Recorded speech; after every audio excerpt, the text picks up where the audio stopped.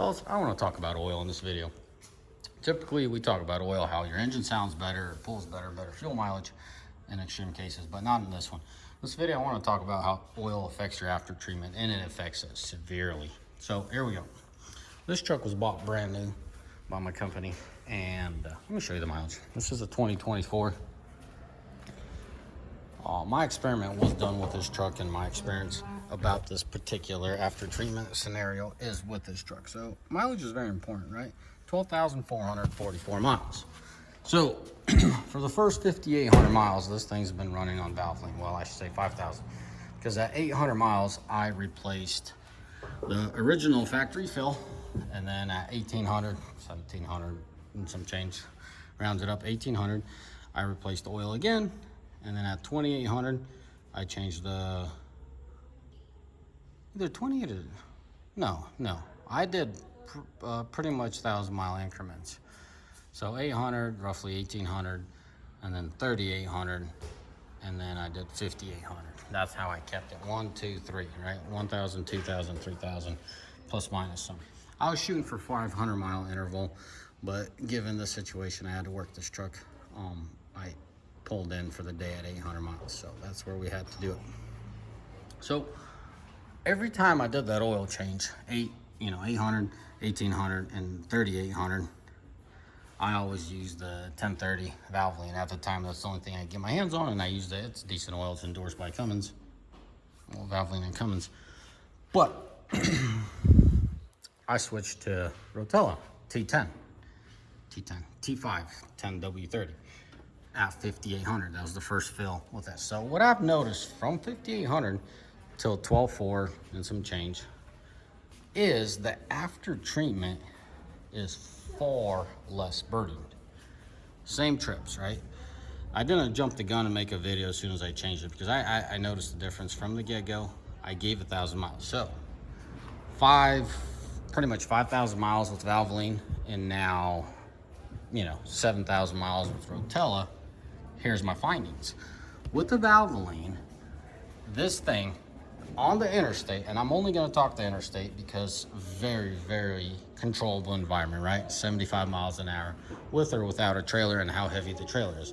Where in town, I do, maybe more or less idling, and that will severely affect your after treatment. So in town, I could throw those numbers, but they're nearly irrelevant.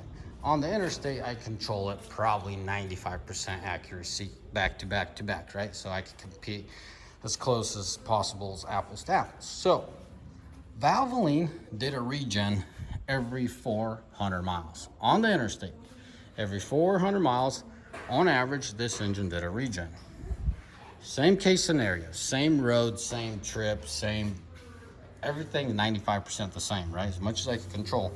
With this oil, it runs clean enough, and it keeps itself clean on the interstate and never does a regen. You heard that right. With Valvoline, 1030, every 400 miles, 500, it does a regen, right? Passively. You see the thing slowly climbing, and it dies off, climbing and dies off. Unless I ran the R99 and R95, which helps on the fuel side, and it stayed clean. Now, if I run a local fuel, same exact trip, this oil never regens, right? So I get on the freeway, let's say I got on the freeway at 30% filter. As I'm slowly going through the trip, it cleans itself out. Slowly, not within 15 minutes, but slowly throughout the trip. That is phenomenal, guys. That's the difference between making it or breaking it for these exhaust systems, or these after treatments. So these after treatments, they get so much hate, and I'll be the first guy to say I hate them. They're junk. But given with what we have to work with, best case scenario, this is what you have, and that's how it works. I'd much rather have my system slowly regenning than more aggressively regenning, because I see 3 stages in the way these systems work, right? As you're going, they're slowly keeping themselves clean, and then that quote-unquote passive regen, or should I say a little bit more aggressive, that, hey, let's clean this thing in 15 minutes as you're going down the road. and then the high aggressive regeneration, like close to a forced regen by a computer, where this thing goes all out and cleans itself out. High idle and crazy aggression, right? From the system making the engine do that. So, well, that is phenomenal news. I'm not trashing Valvoline. I'm not putting Rotella on a pedal stool. For the curious ones, what am I gonna do? Right about 30,000 miles, I'm gonna go to Schaefer's. That's my oil of choice. Oh, perfect. Well, this video is about oil. I want to talk about Valvoline and what they've done with this. This is another, since this video is about oil, this is another deal breaker in a positive way. So this same company sucks in this engine. Clearly, that's my testament. That's my test results. Back to back 5,000 miles. Versus as soon as I put that oil in, the after treatment is much happier. Can I say the engine sounds different? It does slightly, but it's so minute I wouldn't even bother with it. Not off the feel, not based off feel or sound of the change in oil, but based off my after treatment, I will definitely recommend everyone to go with this oil. This is not end all be all oil, but these are my experience with this oil, and it is phenomenal. Why am I gonna go with Schaefer's? I honestly, my honest opinion, experience, and that's all. Doesn't mean it's the best, but Amsoil and Schaefer's are my two-go guys. Royal Purple, Red Line, and there's a couple other ones that are phenomenal oils. That does not mean they're less of an oil. It's just I'm sharing what I've experienced with, and that's the whole point of this video. So at 30,000 miles, I'm gonna go to Schaefer's.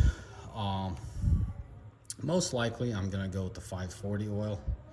Most likely, and about 100,000 or 120 if I happen to have this truck that long.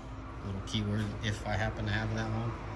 I might consider the 1540 for the hot months and then 540 for the cold months. But that's a conversation for another time. Let's talk about this oil. This oil is, I mean, it is phenomenal. What this oil did for a gas-powered engine is just phenomenal. My regulars might know I have this Honda. This Honda is a one owner. Just follow along, guys. It's not about diesels, it's about oil, so follow along. This Honda's been owned by an older gal 99% of its life. This gal drove 6 miles. 6 miles or 6 minutes, I might mix those up, from her house to work every day. She did not push this car. She didn't do anything with this car besides lightly drive it, and she absolutely loved it. She sold it at 72 years old. This car hasn't seen normal heat cycles. You oil guys know what I'm talking about here, where I'm going with this. So the engine was not abused, but it was. Whoever told her to do 5,000 miles needs his neck wrong, right? Because I bought that thing about 4 years ago. That's a 95, and 4 years ago is 2020, right? For 25 years, that thing's seen 130,000 miles. So you do the math, see how much miles and how long that oil was in there. So the engine isn't caked with carbon, but that engine is caked. All the cleaners I used, I never used aggressive cleaners, but I never got the results as I did with this oil. This oil is phenomenal. It is what, here, let me stop moving. It does what they advertise. What is going on? Oh, perfect. It's literally what it does. It's fairly new to the market. Restore and protect. While I'm telling you, this oil does not do well with Powerstroke. Not this particular 530, but this brand, their 1030 diesel oil, does not do well with this Powerstroke. It does phenomenal at what they advertise with this. If you have an older vehicle and it's a little bit caked up inside, and the best way to tell, open your fill cap where you put your oil in and shine a light and see what the color of the metal is.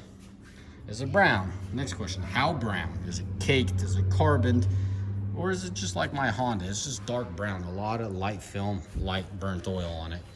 But this oil, in one oil change, has done a tremendous amount of difference. Just the way the thing idles, the way it pulls, the way it seals, the way it doesn't burn oil.